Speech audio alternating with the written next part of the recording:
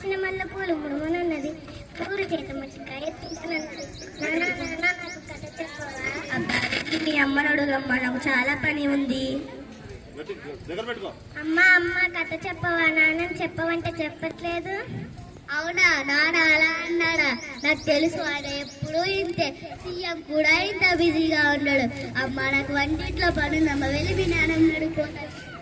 నాకు తెలుసు, మీ ఇద్దరు ఎప్పుడు ఇంత కథ చెప్పారు, పాట నేర్పారు. నానమ్మ కథ చెప్పవా? నా బంగారు తల్లి, నా చిట్టు తల్లి పెరట్లో తెచ్చుకుంటా.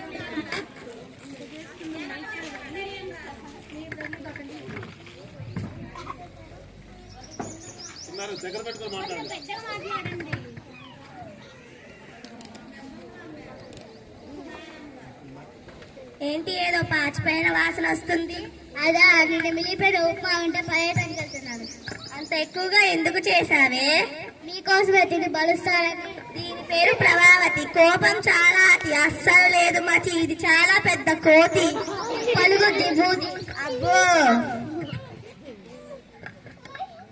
అయినా ఇంత చేసి పడేసే వదిలి ముసల్లాని పెట్టి పోలే. అత్తయ్య, ఓ అత్తయ్య, మీకోసం ఉప్మా చేసేది తినండి. అమ్మా ప్రభా, ఇది పాచిపోయిందమ్మా, తినలేను. పాచిపోయింది. నీకోసం వేడి వేడి జీడిపప్పులు ఇస్తామంటావా ఏంటి? అయినా ఈ వయసులో అంతంత తిని ఏం చేస్తావే? ఒలింపిక్స్ కి వెళ్ళి వెయిట్ లాసింగ్ చేస్తావా ఏంటి? సిగ్గులేకపోతే సరే, చీచి పెట్టింది తిని ఒక మూలం పడు. ఏమండి, ఇంట్లో నేను అంతమంది చాకెట్ చేయలేనండి. ఇప్పుడేమైంది? ఏం కావాలండి? మీరు పొద్దుననగా వెళ్తారు, పాప స్కూల్కి వెళ్తుంది. మీరు వచ్చిందాక ముసల్లాన్ని చాకెట్ చేయలేక చేస్తున్నానండి. అంత గొప్ప సేవలేం చేశావే? అవన్నీ ఇప్పుడు మీకు చెప్పాలా అండి? చెప్పపోతే అర్థం చేసుకోలేవరు. సరే సరే, ఇప్పుడు నన్ను ఏం చేయమంటావు చెప్పు. ఈ ఇంట్లో నేనన్నా ఉండాలి, ఆ ముసళ్ళన్నా ఉండాలి.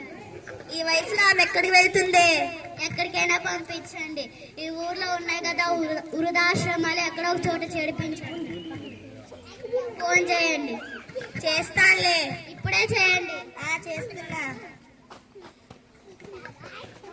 హలో, కమ్మ వృద్ధాశ్రమం అండి.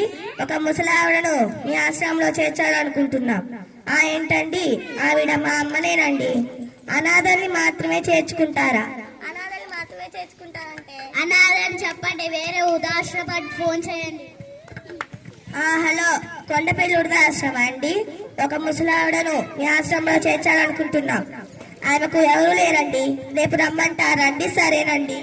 ఇవాళ వస్తున్నామని చెప్పండి. ఏం చెప్పాలి కదా అర్థమై చావదు. చిచ్చి. నాన్న నేనమ్మని ఎక్కడికి తీసుకెళ్తున్నారు? నీకెందుకే, నోరు మూసుకొని చదువుకోపో.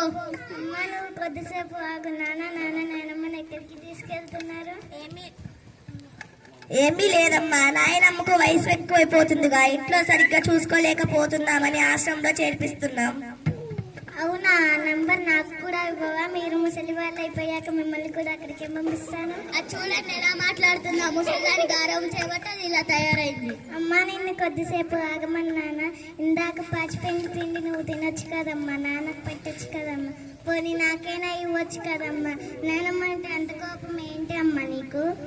అయినా నీ తెలివి ఏమైంది నాన్న? చిన్నప్పుడు నన్ను బాగా చూసుకున్నావు కదా, నానమ్మ కూడా నిన్ను అలాగే చూసుకుంది కదా. ఒక కథ చెప్పవంటే చెప్పట్లేదు, పాట నేర్పమంటే నేర్పట్లేదు. పని ఉందని తప్పించుకుంటున్నారు. నానమ్మ అయితే నాకు రోజు కథలు చెప్తుంది, పాటలు పాడుతుంది, నాతో ఆడుకుంటుంది. నానమ్మ వెళ్ళిపోతే నాతో ఎవ్వరూ ఆడుకోరు. కాబట్టి నన్ను కూడా నానమ్మతో తీసుకెళ్ళండి. మీ ఇద్దరు హ్యాపీగా ఉండొచ్చు.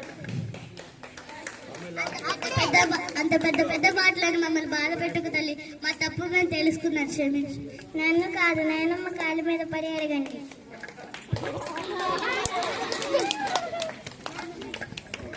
మమ్మల్ని క్షమించమ్మా.